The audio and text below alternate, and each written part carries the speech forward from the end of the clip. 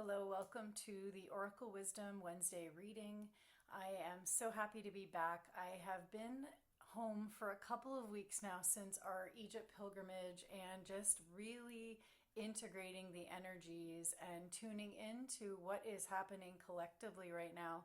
So first, what I'd like to do is a clearing. So if we come into this space and allow ourselves to be clear channels to receive the messages that are meant for us at this time. I'm going to use some Palo Santo spray. So allow this to move through your energy field etherically so that it clears and allows you to be fully present and to hear the messages that are meant for you at this time. And remember, leave what does not resonate, take the rest. And for more videos like this, remember to follow, subscribe, and like this video. It helps me to get out there. So what we're going to do now is tune into our highest potential, our highest messages for this time to align us on the path of our soul's trajectory. So we are fully in alignment. So sometimes with this alignment comes an unraveling or a shedding or something that is really feeling uncomfortable for us. And that is part of the process. And honoring all stages of the process is really what is important so that we can move through them and come to the other side of whatever that embodiment is for us. So I'm opening up with the Starseed Oracle. And I just want to call in now what the current theme is that we are working through at this moment in time. And the first card that comes through is synchronicity. So opportunities in divine timing, open to change, divine outcomes. So what's really coming out in this card for me is opportunities in divine timing. So it's not on the timing we think it is.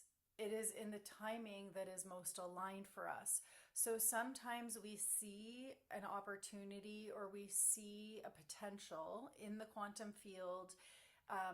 Anytime we see a potential or we visualize something and have a vision or dream of it, it is something that is already happening in the field. It is something that we can already access. Yet there are parts of our life that have prevented us from fully stepping into these things.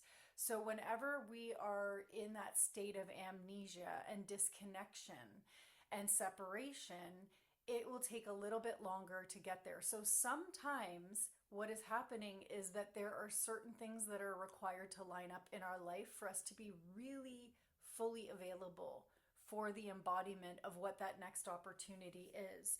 So again, opportunities in divine timing.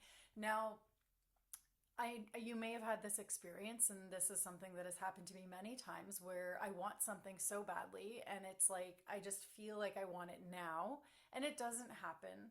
And then once it does, I look back and I can see why it didn't happen when I wanted it to happen, and how the certain specific things that had shifted in my life made me fully available for me to have that thing that I was wanting to embody within myself. Now, the other thing about this card is it is a 6. The 6 is our arc line. So it's the halo we have around our head, which is the nucleus of our aura.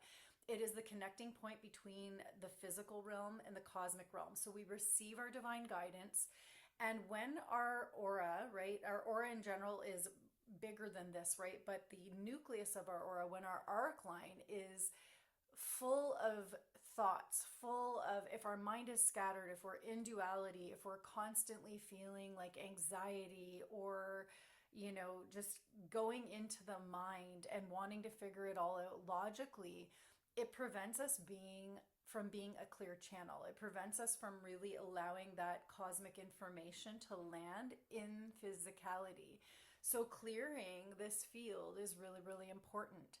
Now, what I find very helpful is to have an intention every day when I wake up. It's like I wake up, I give thanks, I come into a space of gratitude, I do my meditation practices to clear that channel. So this being cleared, meditation, breath work, all of that will help. And then having an intention and just really carrying that intention in your heart throughout the day. and also coming back to that intention. It's like there are moments throughout our day now where this is happening because the acceleration of time, the acceleration of our thoughts, the acceleration of our manifestations, everything is happening quickly. And it's not going to slow down. Our bodies will eventually calibrate to the new energies as they have been for the past few years, because things have gotten quicker, we've gotten adjusted. Then they get quicker again, and then we don't feel adjusted, and then we get adjusted, right? So coming back to your intention throughout the day, when you notice that you go into like scattered thoughts or an old story, an old process, or an old pattern or program that is going on through you that is binding you to the old version of who you are, right? And when you catch yourself, this just takes very deep self-awareness. And sometimes that intention for the day is the greatest starting point we can come to. Is today I choose to be aware of my thoughts, aware of what I am choosing to give my energy to, right? So then in that intention of awareness, we can stop the script, stop the process that is going, feel it in our body, recognize what is being asked to be seen, heard, felt, and forgiven, and then move from there, right? And of course, every day your intention can be slightly different. So we are working right now with synchronicities being really a high, potent energy coming through. So you might be noticing that there are people showing up in your life. You might think of somebody and then they message you, or even, as simple as like somebody engaging on a post. It's like you think of them and they engage on one of your posts on social media, or they comment on something. It's like looking at all these little, because they are these little experiences that happen. Because I think what happens now is that synchronicities have become so second nature that sometimes we bypass the gratitude in the moment where we think of somebody and then it shows up. And it's like honoring that we're really tuned in at that time and just really being grateful to ourselves for being in the flow, because that's part of being in the flow when we recognize the synchronicities, right? We see the numbers that are consecutive or specific numbers that mean something to us, and that's a message for us in that moment in time. So the next one that's coming through is the elders. Spiritual mentoring, equality, stability, wisdom, experience, and counsels. On my journey, I have had so many mentors. I have had so many teachers. I've done coaching programs, mentorship programs, right? And this is one thing that I feel is, of course, very saturated at the moment, because it is like, what is the next and upcoming thing? Just like somatic practices. It's like there was a point where somatic practices exploded, and it was like everybody was using the word somatic, somatic practices. And it's interesting, I actually saw a post yesterday by somebody that I follow, that I'm connected with, that she is an Osho meditation facilitator in Pune, India, at the ashram there, which is no longer really called an ashram, it's a meditation resort.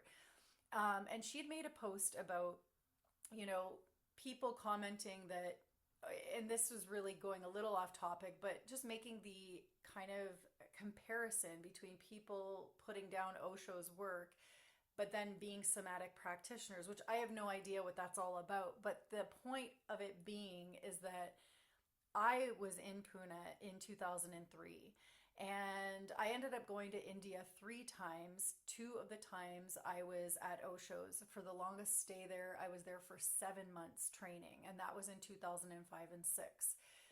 And I learned all about holding emotions in the physical body, and the blocking of the chakras, and the movement of the energy, and, holding on especially to emotions, and how we can move through it by expressing ourselves, right? So even the sacred rage, right?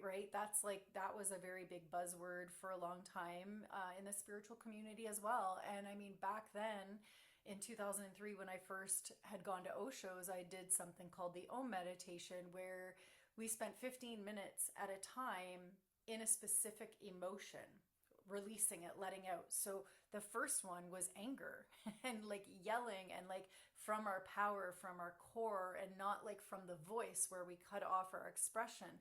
So, all of these processes are so potent. And coming to the point back of wrapping it around with this card about spiritual mentoring, it really is helpful to, when you know what you want, and sometimes you don't know what you want, and that's where the support comes in. But when you also know what you want and you want to get somewhere, when you see someone who is already in that space doing what you want to be doing, that is the time to reach out. That is the time to, get support and allow someone to assist you with their guidance, because we're not meant to do it alone. And there's also the aspect of discernment that I want to speak into, because of course we can have spiritual mentors and spiritual teachers and coaches. However, it's always about what feels aligned within. Sometimes I've had guidance from coaches and mentors and it didn't feel aligned. And I just had to say, that doesn't feel right to me right now, But a lot of what I have received has been helpful in moving the needle forward and moving me a little bit closer into that full embodiment of who I am, right? Of sharing my gifts, sharing my abilities. So that is something coming through right now for the collective. So, following different accounts that will help you to really tap into your higher consciousness, to release the patterns wherever it is on your journey, like what you're seeking. Allow, again, pulling in that synchronicity card, allow yourself to be open. Maybe that's also an intention. Be open to receive the messages, the synchronicities to lead you to that next person that will help you on your journey, right? So again, we can look to elders. We can look to those that have, and that's part of, elders doesn't necessarily have to mean somebody of a certain age. It can be somebody who has attained a level of embodiment that we wish to embody within ourselves, right? And a lot of this stems from being secure within ourselves, trusting ourselves, loving ourselves, and being confident within ourselves. So it is a process. There is an unfolding. There is a process of releasing so that we can rewire our system to fully be in that highest expression of who we are in our full nature. So again, the other word coming through on that card was stability. So again, root chakra is coming in because root chakra is our connection to our body. It's our connection to the earth. It's a connection to our physicality. And in order to really embody anything, we need to feel secure and safe within our body. So there may be some nervous system regulation coming in that is necessary for you to really be in that next level of embodiment. There are a lot of different practices out there. So I'm not going to get into any of them now, but I will be sharing more on my channel in the days to come. So let's see what the next card coming through. Okay, that was a few of them. I just need to grab them. Okay, I love the next card that came through. So, fire of transportation. Well, you could think it is transportation if you are etherically traveling, but it's fire of transformation and know yourself. Like, those cards are amazing. Really, really amazing. So this is the Phoenix card, right? And you notice that with the Phoenix card, the heart is what is glowing, right? The fires of transformation happen when we truly open our heart to the change, to the transformation that is occurring and birthing through us. And a lot of us are continuously experiencing, a new state of being and then another new state of being. And then in between, there's that phase of when we are actually in the change. And it's like we're a little bit of the old, a little bit of the new. And it's like we can see where we're going, but we're like in that transformative fire energy. So again, the fires of transformation, yes, the heart is open, the heart is willing and allowing ourselves to expand into that next version and to also be witness to what is releasing from us, right? What is being forgiven? What is given forth? so that we may be in that next level embodiment. So this card says radical purification, violet flame, surrendering, and resurrection, right? So this is a constant process that we're in of death and rebirth, death and rebirth. And, I know that there's been moments where time is going by so fast that it feels that there's almost no time to process what has just happened. And when we start to feel this kind of feeling of the rapidness, the acceleration, and then it starts to feel overwhelming, this is always the invitation to make space for rest. Because in the space of rest, our bodies can catch up. Our nervous system can catch up to the shifts and the changes that have happened. So it's really important to honor that sacred rest, that space for us to really allow the process of what is happening through us. So in this, it's also saying radical purification. So violet flame is the energy of Saint Germain. So we've got that violet flame which helps to transform. And we think of the violet ray, which connects us to our spiritual purity, right? And this can be a process that you also do, inner process of visualization, where you can clear the energy, the stagnant energy, by calling in the violet flame inside of you and just allowing this violet flame, asking it to burn away anything that is not of your highest vibration and highest frequency. Anything that is not in alignment with your soul's path and your greatest expression. And so when you ask the violet flame to do this work, it doesn't always happen where it's like, okay, poof, now I'm here and now I'm in my highest embodiment. Like, there will be a process that happens with this. It may take some time. It may bring situations into your life that are meant to fall apart, that are meant to have tower moments where it's like a free fall. Things are releasing, relationships are changing. Sometimes we hold on to those relationships or those experiences that we've had in the past because they're familiar, they're comfortable. And it's really in those moments where we notice that happening, it again is an invitation to witness it, to thank those experiences, to thank those relationships for what they have given us, what lessons, what growth they have brought into our lives. And then just to allow ourselves to come back into the present moment so that we can really be available to what the next step is that is in alignment with the version of us that we are becoming, right? And there is this idea of becoming, like becoming something else, or we talk a lot about stepping into the highest frequency or our highest timeline and all of this. And when it comes down to it, the truth is really returning to wholeness. And we are whole, perfect, and complete right now, exactly as we are. And it's only when we start attaching to the stories that we've collected from the past lives, through our karma, through our childhood, that we're starting to misidentify who we are. Because in our true identification, we are an emanation of divinity. When we are truly connected to God, Goddess consciousness, when we are tapped in to that source energy and that flow of the universal blueprint energy through us, we have infinite access to create on the planet. And this is part of our remembrance, right?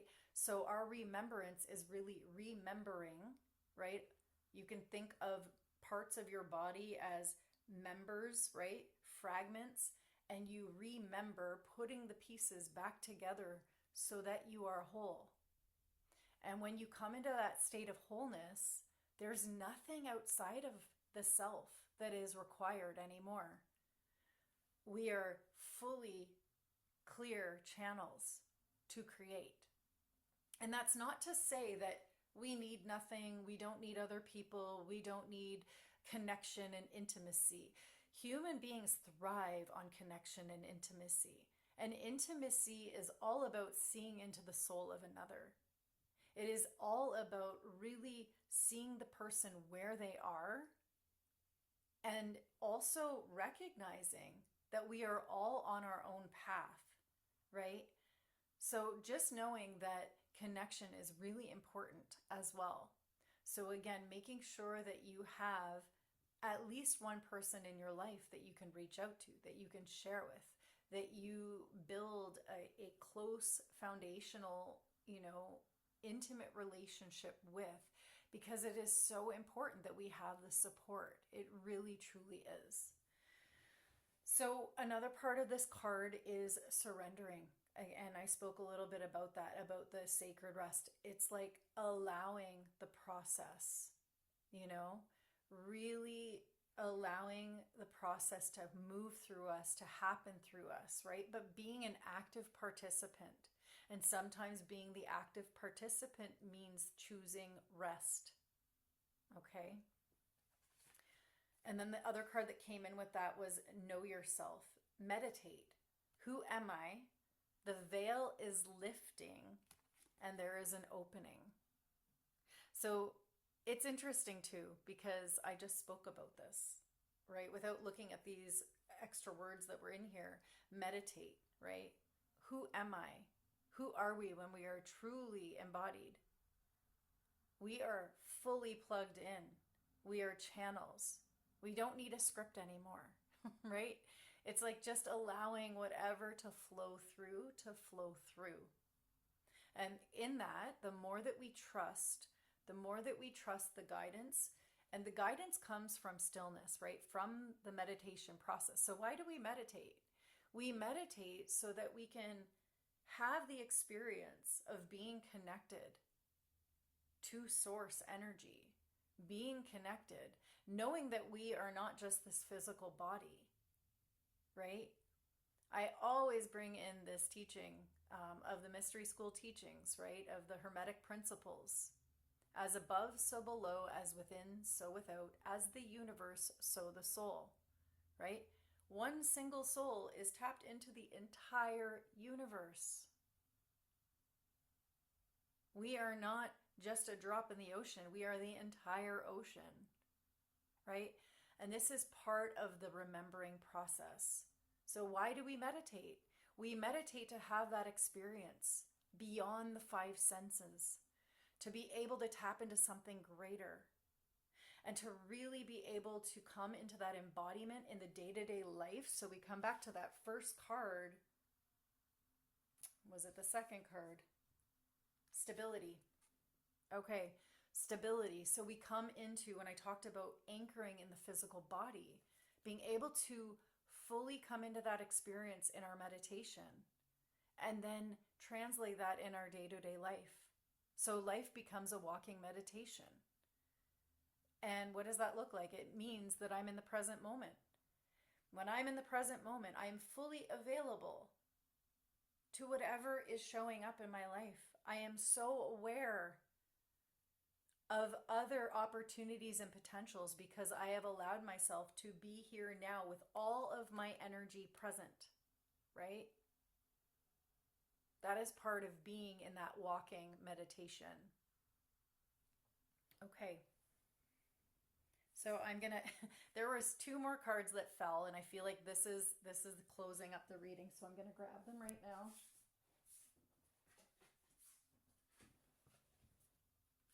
Okay. Two of them together, multidimensional and joy of life. Okay.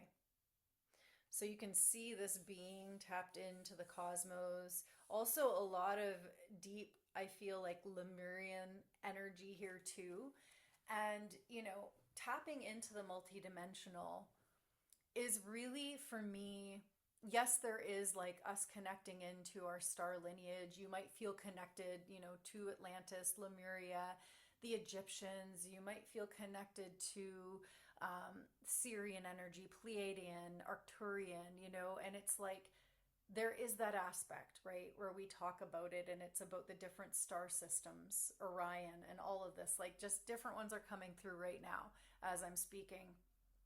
But in essence, when we look at the word multidimensional, it can mean so many things.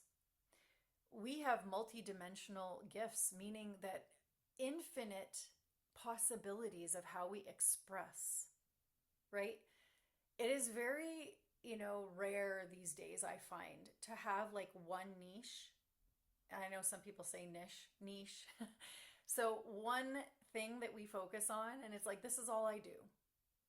Like, for me, I started my journey. I would say like meditation would be where I could say I started my journey. But I very rarely say I'm a meditation teacher.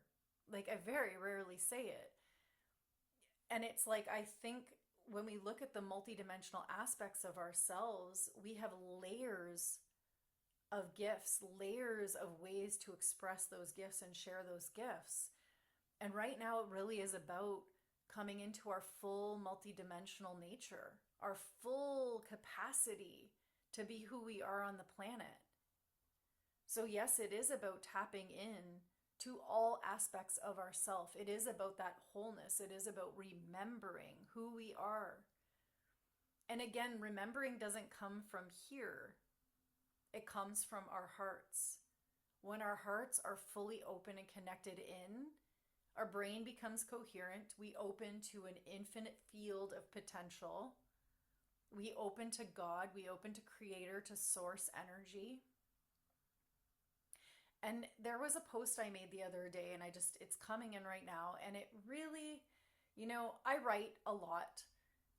Not as much as I'd like to. So I'm saying that for a reason. Maybe someone else out there is feeling that urge to write. And there was something that came through.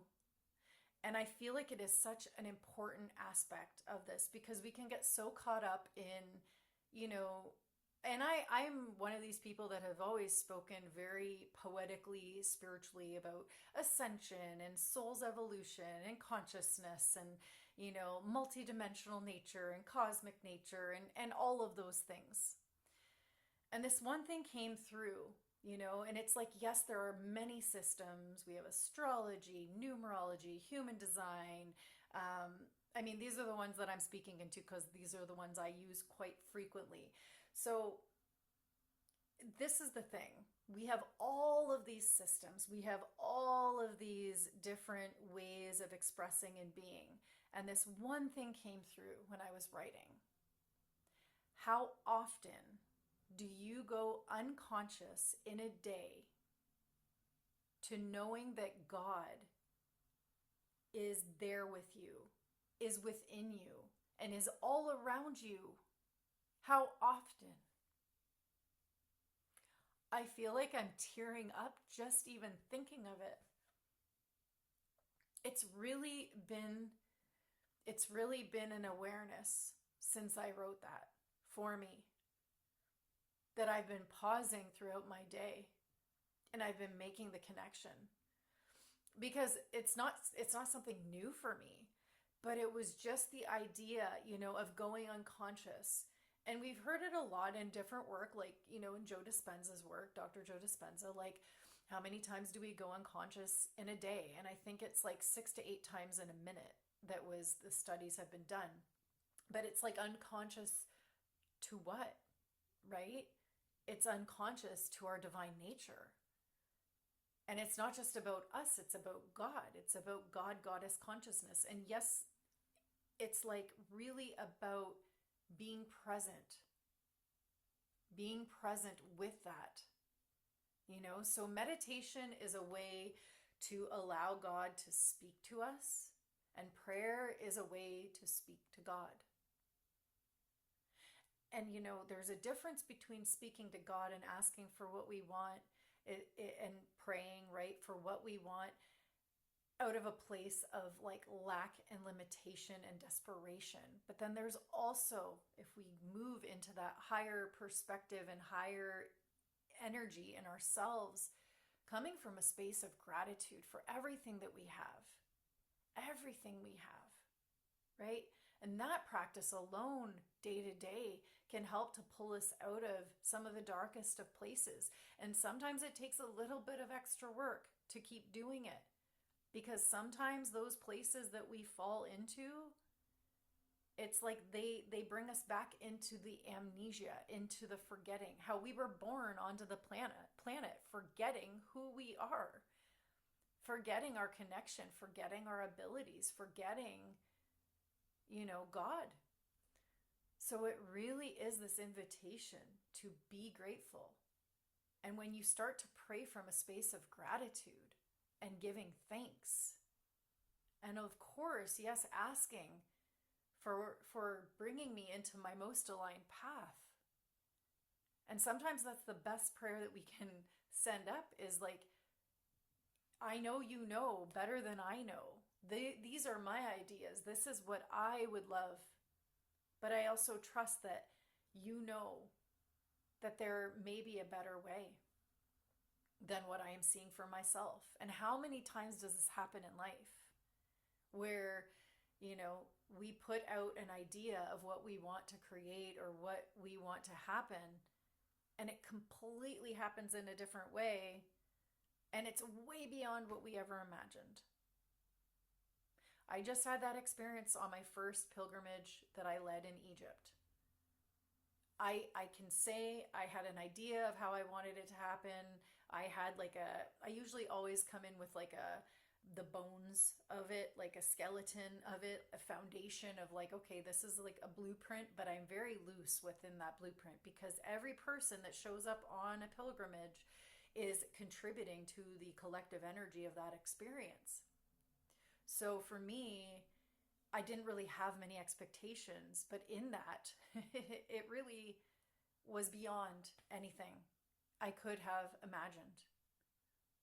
So trust, but trusting really comes from trusting ourselves, right? And it's about coming back into that space of releasing any of that insecurity that we have, which comes from separation, which comes from forgetting.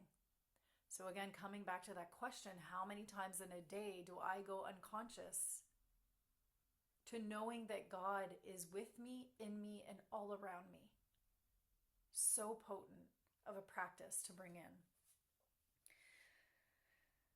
So multiple dimensions, timelines, be you, don't even try to fit in. It's true. We are all very unique expressions of divinity. And, that's the other thing when I talked about multidimensionality. There are all of these timelines. If we've seen it, if we've visualized it, if we've dreamt it, it's in another timeline.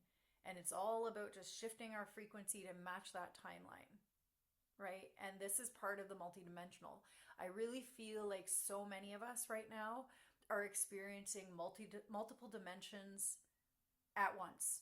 Not like all at the same time, but it's like one moment, and then in the next moment we might be in another, and the next moment it's like, and really just being cognizant of how everything feels so different in life, because it really does not feel like it ever has. Right? And that is part of us moving beyond the veil, wherever that card went. Lifting, the veil is lifting. Know yourself. The more you know yourself, the more you tap into knowing you are a divine download. The more you connect in, the more you open your channel, the more you become present, the more you lift the veil. And you start to see all the potentials in front of you, and things start opening up, and the synchronicities start pooling in. Get ready. Get ready. It's coming. It really is. The change is upon us. And as we move into 2027, even bigger things are coming. Bigger things are coming. This year is really, it's a 1 year, it's a 10 year, right? A 10-1. 10 is, it's so interesting. I didn't even think of this connection, when I wrote it, but 10 is connecting to God. 10 is your radiant body. It is connecting universally to something greater. And it's like really knowing that it is a co-creation. It is not about doing it alone. The 1 is like, okay, I'm planting a seed, but the seed doesn't just grow in year 1. So this year, just know we have half a year, more than half a year left of really nurturing our seed as we plant it, nurturing the seed of our intentions as we plant them, but also using the 10 energy of connecting to God so that we are not doing it alone. We're not meant to do it alone. We are meant to be connected and doing it from that space of connection. Which comes to that last card, joy of life, trust, open your hands, share, and let go. And it really is, again, a remembrance of coming into what lights you up, what makes you happy, remembering to have fun on the journey. Remember to have fun, because if, I'm very guilty of this. I can get very serious about the work. I have a lot of heavy Capricorn placements in my chart. I have a lot of heavy Scorpio placements. And luckily I have some heavy Sagittarius placements, which helps to lighten the load a little bit for me. But I do tend to sway to this very it's like, let's get down to business side of things.